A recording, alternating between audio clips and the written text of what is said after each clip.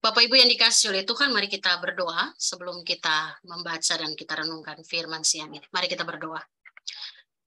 Bapa yang baik, Allah di dalam Yesus Kristus Tuhan dan Juru Selamat kami yang hidup, dan Roh Kudus yang kami imani senantiasa menyertai hidup kami, ada di dalam kami, dan yang juga menuntun kami boleh ada siang hari ini dalam ibadah online PDK Ribka, di mana Tuhan kami mau datang memuji, memuliakan nama-Mu, dan saatnya kami akan mendengarkan firman-Mu. Biarlah Roh Kudus memampukan kami agar kami dapat mendengar dengan baik, memahami dengan benar, dan terlebih menjadi pelaku-pelaku firman yang setia. Inilah kami Bapa, lihatlah setiap pribadi kami, berbicaralah kepada kami, karena kami siap mendengarkan apa yang Tuhan kehendaki. Kami lakukan di dalam kehidupan kami. Di dalam nama Tuhan kami, Yesus Kristus, firman yang hidup, kami sudah berdoa dan mengucap syukur. Amin. Shalom Bapak Ibu yang dikasihi oleh Tuhan. Karena ini perjumpaan pertama ya, jadi puji Tuhan saya senang ketemu dengan Bapak Ibu. Dari sekian banyak hanya satu orang yang saya kenal gitu ya. Tapi ada yang bilang tidak kenal, tidak sayang, sudah kenal belum tentu juga disayang kan. Tapi saya percaya dalam Tuhan itu bagian itu nggak ada. Kita nggak kenal pun kita tetap saling menyayangi satu dengan yang lain. Baik Bapak Ibu yang dikasihi oleh Tuhan, dalam ibadah siang hari ini saya ingin membagi satu bagian firman Tuhan dari kitab Raja-Raja, 1 Raja-Raja pasal 3, mari kita buka dan saya baca untuk kita. 1 Raja-Raja 3, kita akan baca ayat 1 sampai 15. Saya akan baca untuk kita 1 Raja-Raja pasal 3 ayat 1 sampai 15 di bawah judul perikop doa Salomo memohon hikmat. Demikian firman Tuhan. Lalu Salomo menjadi menantu Firaun Raja Mesir. Ia mengambil anak Firaun dan membawanya ke kota Daud, sampai ia selesai mendirikan istananya dan rumah Tuhan dan tembok sekeliling Yerusalem. Hanya bangsa itu masih mempersembahkan korban di bukit-bukit pengorbanan, sebab belum ada didirikan rumah untuk nama Tuhan sampai pada waktu itu. Dan Salomo menunjukkan kasihnya kepada Tuhan dengan hidup menurut ketetapan-ketetapan Daud ayahnya. Hanya ia masih mempersembahkan korban sembelihan dan ukupan di bukit-bukit pengorbanan. Pada suatu hari Raja pergi ke Gibeon untuk mempersembahkan korban, sebab disitulah bukit pengorbanan yang paling besar. 1000 korban bakaran dipersembahkan Salomo di atas mezbah itu. Di Gibeon itu Tuhan menampakkan diri kepada Salomo dalam mimpi pada waktu malam. Berfirmanlah Allah, mintalah apa yang hendak kuberikan kepadamu. Lalu Salomo berkata, engkaulah yang telah menunjukkan kasih setiamu yang besar kepada hambamu Daud ayahku, sebab ia hidup di hadapanmu dengan setia, benar, dan jujur terhadap engkau. Dan engkau telah menjamin kepadanya kasih setia yang besar itu dengan memberikan kepadanya seorang anak yang duduk di tahtanya seperti pada hari ini. Maka sekarang ya Tuhan Allahku, engkaulah yang mengangkat hambamu ini menjadi raja, menggantikan Daud ayahku, sekalipun aku masih sangat muda dan belum berpengalaman. Demikianlah hambamu ini berada di tengah-tengah umatmu yang kau pilih, suatu umat yang besar, yang tidak terhitung dan tidak terkira banyaknya. Maka berikanlah kepada hambamu ini hati yang faham, menimbang perkara untuk menghakimi umatmu, dengan dapat membedakan antara yang baik dan yang jahat. Sebab siapakah yang sanggup menghakimi umatmu yang sangat besar itu, yang sangat besar ini? Lalu adalah baik di mata Tuhan bahwa Salomo meminta hal yang demikian. Jadi berfirmanlah Allah kepadanya, oleh karena engkau telah meminta hal yang demikian dan tidak meminta umur panjang atau kekayaan atau nyawa musuhmu, melainkan pengertian untuk memutuskan hukum, maka sesungguhnya aku melakukan sesuai dengan permintaanmu itu. Sesungguhnya aku memberikan kepadamu hati yang penuh hikmat dan pengertian, sehingga sebelum engkau tidak ada seorang pun seperti engkau, dan sesudah engkau takkan bangkit seorang pun seperti engkau. Dan juga apa yang tidak kau minta, aku berikan kepadamu, baik kekayaan maupun kemuliaan, sehingga sepanjang umurmu takkan ada seorang pun seperti engkau di antara raja-raja. Dan jika engkau hidup menurut jalan yang kutunjukkan dan tetap mengikuti segala ketetapan dan perintahku, sama seperti ayahmu Daud, maka aku akan memperpanjang umurmu. Lalu terjagalah Salomo. Ternyata ia bermimpi. Sekembalinya ke Yerusalem, berdirilah ia di hadapan tabut perjanjian Tuhan, dipersembahkannya korban-korban bakaran dan korban-korban keselamatan. Kemudian ia mengadakan perjamuan bagi semua pegawainya. Amin. Demikian pembacaan firman Tuhan yang menjadi perenungan kita siang hari ini. Dan hari ini kita akan membahas satu tema di atas yang menjadi dasar dari 1 Raja-Raja 3 ayat 1-15. Saya beri judul hidup dengan hikmat Tuhan. Bapak Ibu yang dikasih oleh Tuhan, dunia saat ini ya, kalau kita bisa lihat itu syarat atau banyak sekali dengan orang pintar. Banyak dengan orang-orang yang berpengetahuan atau bisa dibilang orang-orang yang cerdas. Karena memang dunia memberikan fasilitas itu. Ya, kita menerima atau ditawarkan kesempatan untuk mendapatkan pendidikan yang lebih baik, bisa itu secara formal ataupun secara tidak formal ya, atau tanpa kita mengenyam pendidikan di dunia pendidikan. Dan kalau kita mau lihat sekarang, kita mau tahu apa saja kan tinggal buka internet ya Bapak Ibu ya. Ibu-ibu, saya yakin lah ibu-ibu di sini pasti ahli masak lah, jago masak gitu ya. Tapi kalau kita nggak pintar masak, gampang buka YouTube, betul ya? Buka YouTube aja, lihat tahap-tahapannya udah selesai. Kita pasti bisa melakukan sesuatu. Sekarang ini nggak perlu kita keluar rumah untuk lakukan apapun, ya. Puji Tuhan juga hari ini kita bisa. Tapi ini bukan karena kita malas keluar ya, karena memang kita belum ada ruangan, jadi kita beribadah secara online. Mau belanja pun nggak perlu Bapak Ibu keluar rumah, tinggal pegang HP selesai. Kita bisa mendapatkan semua yang kita inginkan, belanja online. Kita mau pergi ke satu tempat yang belum pernah kita kunjungi, nggak usah takut, pakai Google Maps, pakai Waze. Kita nyampe ke tempat itu, bahkan dicari jalan yang tidak macet, kira-kira gitu, ya. Itu kan sesuatu yang canggih ya, sesuatu yang baik.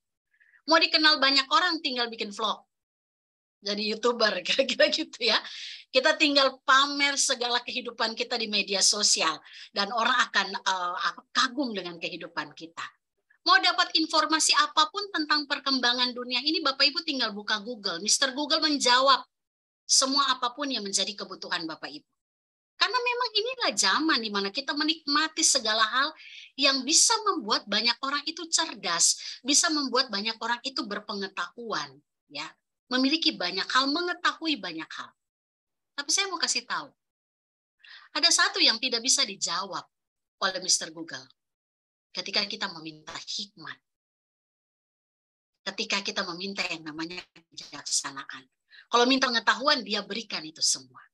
Sehingga bisa dikatakan Bapak Ibu Saudara, dunia ini memang syarat dengan orang pintar, syarat dengan orang-orang yang berpengetahuan, orang-orang yang cerdas. Tapi hanya sedikit terdapat orang-orang yang memiliki hikmat, orang-orang yang punya kebijaksanaan. Kenapa? Semakin berkembang ilmu pengetahuan dan teknologi, semakin banyak juga celah yang bisa dibuka untuk kegelapan ataupun hal-hal yang berkaitan dengan nilai-nilai dunia itu merasuki semua keberadaan hidup kita. Saya kasih contoh sederhana ya. Yang itu semua kita alami ya dalam kehidupan kita ya. Semua punya handphone ya, Bapak Ibu. Ya.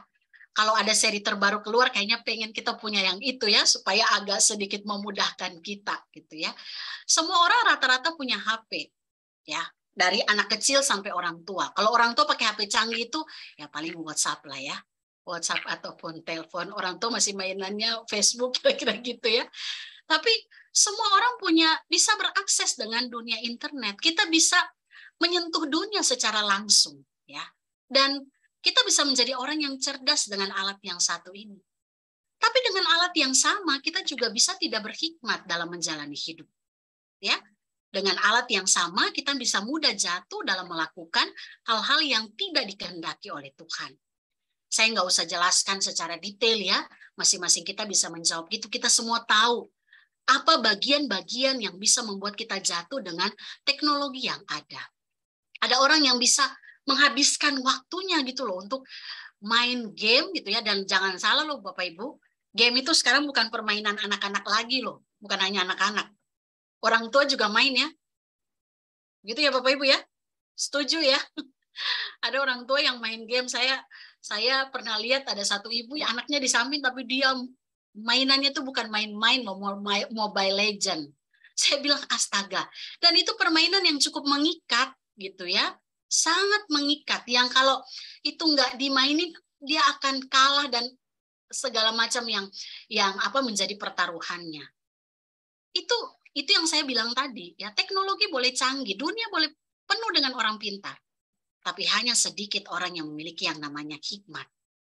Nah, Bapak Ibu yang dikasih oleh Tuhan, hikmat itu sesuatu yang melebihi atau melampaui yang namanya pengetahuan dan kecerdasan manusia. Itulah hikmat. Saya ulangi, hikmat itu sesuatu yang melampaui pengetahuan dan kecerdasan seseorang. Hikmat atau kebijaksanaan itu adalah kemampuan seseorang untuk berpikir benar dan bertindak benar sesuai dengan nilainya Allah. Itu hikmat. Oleh karena itu, yang namanya hikmat itu nggak bisa kita dapatkan dari dunia ini. Yang namanya hikmat itu pemberian Allah bagi kita manusia. Oleh karena itu, mengapa Salomo dalam perikop pembacaan kita tadi, ketika dia ada di Gibeon dan dia tidur kemudian bermimpi, pada waktu ditanya oleh Tuhan dalam ayat 5 tadi, Tuhan bilang begini, mintalah apa yang hendak kuberikan kepadamu. Salomo meminta apa yang dia tahu dia tidak bisa dapatkan itu dengan kekuatannya sendiri. Waktu Tuhan tawarkan itu, Salomo meminta sesuatu yang dia tahu itu hanya milik Tuhan. Itu hanya datang daripada Tuhan. Sesuatu yang melampaui semua hal yang ada dalam dunia ini. Makanya dikatakan Salomo meminta hikmat atau kebijaksanaan. Kita tahu kebijaksanaan atau hikmat yang dimiliki oleh Salomo itu melampaui setiap orang yang ada, yang pernah ada. Itu kan Tuhan katakan ya dalam bagian perikop kita tadi. Ayat 9 katakan Salomo meminta supaya Tuhan memberikan kepadanya hati yang faham, menimbang perkara untuk menghakimi umat Tuhan dengan dapat membedakan antara yang baik dan yang jahat. Dan dikatakan adalah baik di mata Tuhan permintaan Salomo ini. Sehingga kalau kita baca tadi, Tuhan tidak hanya berikan hikmat yang dari Tuhan kepada Salomo, tapi Tuhan juga memberikan berkat-berkat yang lain. Umur panjang, kekayaan, kemuliaan, bahkan kemenangan atas musuh. Dan bukti dari Salomo memiliki hikmat, Bapak Ibu baca dalam ayat selanjutnya ya, itu ayat 16 sampai dengan ayat 28. Di situ terbukti bahwa Salomo dengan hikmat yang diberikan oleh Tuhan, dia bisa memutuskan sebuah perkara yang bisa dikatakan itu gampang-gampang susah ya. 2 orang perempuan yang merebut 1 orang anak ya. Dan di situ umat Israel menjadi takut ketika melihat hikmat Allah yang menyertai seorang Salomo. Apakah yang Salomo minta ini yaitu hikmat dan kebijaksanaan ini adalah hal yang baru yang belum pernah Tuhan berikan kepada orang lain? Enggak, Bapak Ibu. Jauh sebelum Salomo memintanya dari Tuhan, Tuhan sudah berikan hikmat itu kepada Abraham, kepada Musa, kepada Daud, kepada Yosua, orang-orang yang hidup dalam hikmat Tuhan, hidup dalam kebijaksanaan. Sehingga kita melihat mereka berhasil ya, mereka punya keberhasilan hidup yang luar biasa ketika mereka melakukan apa yang menjadi panggilan Tuhan atas kehidupan mereka. Jadi, apa yang diminta oleh Salomo bukan sesuatu yang baru. Tuhan sudah berikan itu. Namun hal yang luar biasanya adalah sebelum dan sesudah Salomo, tidak ada orang lagi yang bisa memiliki hikmat seperti yang dimiliki oleh Salomo. Nah, ini yang luar biasanya. Ya, mengapa hal itu terjadi? Ya, karena Salomo memintanya secara khusus kepada Tuhan.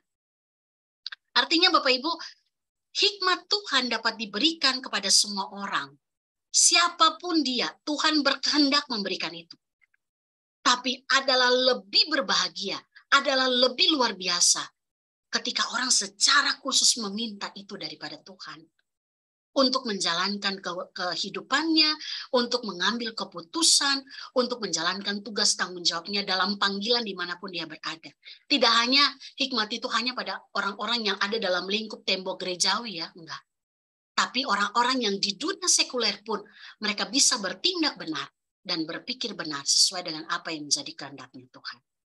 John Piper, seorang teolog Inggris, dia memberikan ada 3 hal yang bisa kita lakukan, Bapak Ibu, supaya kita bisa mendapatkan hikmat Tuhan, supaya kita bisa hidup dalam hikmat Tuhan. Dan apa yang dituliskan oleh John Piper ini pun itu bersumber dari firman Tuhan. Yang pertama dia katakan, untuk kita bisa hidup dalam hikmat Tuhan, untuk kita bisa bijaksana, hidup dalam kebijaksanaan yang Allah. Hikmat itu bisa kita dapatkan. Kalau yang pertama, kalau kita minta itu secara khusus dari Tuhan. Ya. Yakobus 1 ayat 5 bilang begini, tetapi apabila di antara kamu ada yang kekurangan hikmat, hendaklah ia memintakannya kepada Allah yang memberikan kepada semua orang dengan murah hati. Berarti untuk kita bisa terima itu, kita hidup dalam hikmat itu, kita minta dari Tuhan. Bapak Ibu minta secara khusus. Bapak Ibu mau memiliki hikmat dan kebijaksanaan, amin? Mau ya? Kita bertindak benar dan berpikir benar sesuai dengan kehendak Tuhan. Maka langkah pertama yang harus kita lakukan adalah minta dari Tuhan. Kenapa? Itu milik Tuhan. Nggak bisa kita usahakan dengan kekuatan kita. Itu milik Tuhan yang ketika kita minta, Tuhan tidak segan memberikan itu kepada setiap orang yang mau dipakai olehnya untuk melakukan tugas panggilannya.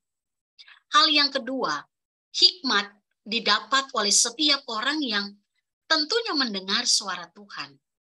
Dia punya waktu untuk membaca dan merenungkan firman Allah. Mazmur 19 ayat 8 katakan begini, Taurat Tuhan itu sempurna, menyegarkan jiwa. Peraturan itu teguh, memberi hikmat kepada orang yang tak berpengalaman. Jadi nggak butuh orang yang hebat, orang yang tidak berpengalaman dalam hal apapun yang dianggap oleh dunia tidak mampu. Tapi kalau dia hidup dalam firman Allah, dia hidup dalam membaca merenungkan firman Tuhan, dia akan terima yang namanya hikmat atau kebijaksanaan. Dan ini yang tidak dimiliki oleh semua orang yang pintar dan cerdas, kecuali orang yang hidup di dalam Tuhan. Jadi kita akan dapat hikmat kalau kita membaca, merenungkan firman Allah dengan teratur dalam kehidupan kita.